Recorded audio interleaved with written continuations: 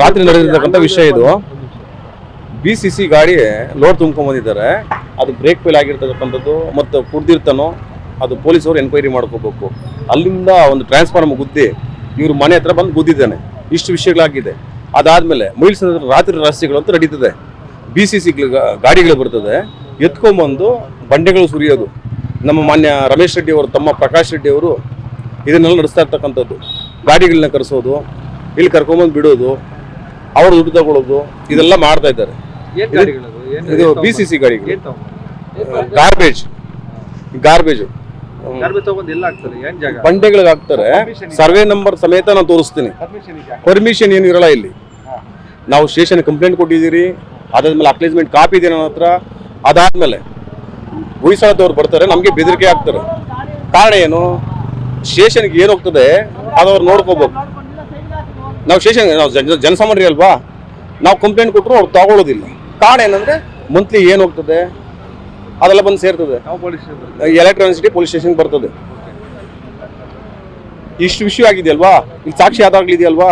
ನಾನು time stamp ಕ್ಯಾಮ್ರಾದಲ್ಲಿ record ಮಾಡಿದ್ದೀನಿ. ನನ್ನ ಹತ್ರ ರಾತ್ರಿ ಟೈಮ್ ಸ್ಟ್ಯಾಂಪ್ ಕ್ಯಾಮ್ರಾದಲ್ಲಿ ರೆಕಾರ್ಡ್ ಮಾಡಿದ್ದೀನಿ. ಇಲ್ಲಿ ಕಸ ಬಿದ್ದಿದೆಯಲ್ಲ ಇದನ್ನು ತೋರಿಸಿ. ಇದು ಎಲ್ಲಿ ಹೋಗುತ್ತೆ ಕೇಳಬೇಕಲ್ವಾ? ಯಾರು ಕೇಳ್ತಾರೆ? ಇದು ಸಿಟಿಯಿಂದಾನೇ ತುಂಬ್ಕೊಂಡ್ಬರ್ತಾರೆ. ಇಲ್ಲಿ ಹಾಕ್ತಾರೆ. ಮಾನ್ಯ ರಮೇಶ್ ರೆಡ್ಡಿ ಅವರು ಪಾಪ ತುಂಬಾ ಒಳ್ಳೆಯವರು. ಅವ್ರು ಲೇಔಟ್ಗಳು ಮಾಡ್ತಾರೆ. ಅವರು ತಮ್ಮ ಪ್ರಕಾಶ್ ರೆಡ್ಡಿ ಅವರು ಬಂಡೆಗಳಿರ್ತದೆ, ಏನು ಕ್ವಾರಿ ಮಾಡಿರ್ತಾರೆ, ಅದು ಹಳ್ಳ ಬಿದ್ದಿರ್ತದೆ.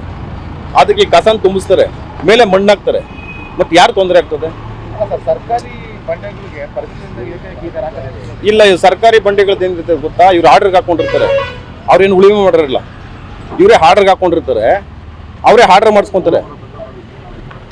ಮತ್ತೇನು ಬೇಕು ಹೇಳ್ರಿ, ನಾ ಹೇಳ್ತೀನಿ.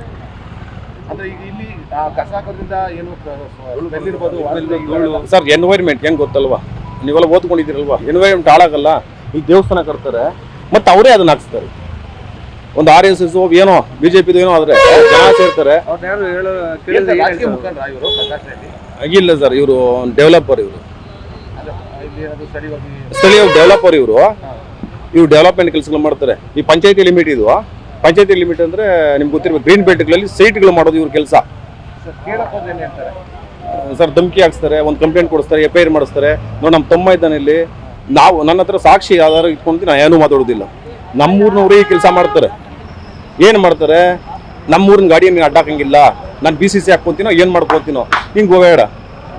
ಅವ್ರು ಜನ ಜಾಸ್ತಿ ಇರ್ತಕ್ಕಂಥವ್ರು. ನಾವು ಕೇಳಕ್ ಹೋದಾಗ ಹೊಡಿಯಕ್ಕೆ ಬರೋದು ಈ ರೀತಿ ಮಾಡ್ತಾರೆ.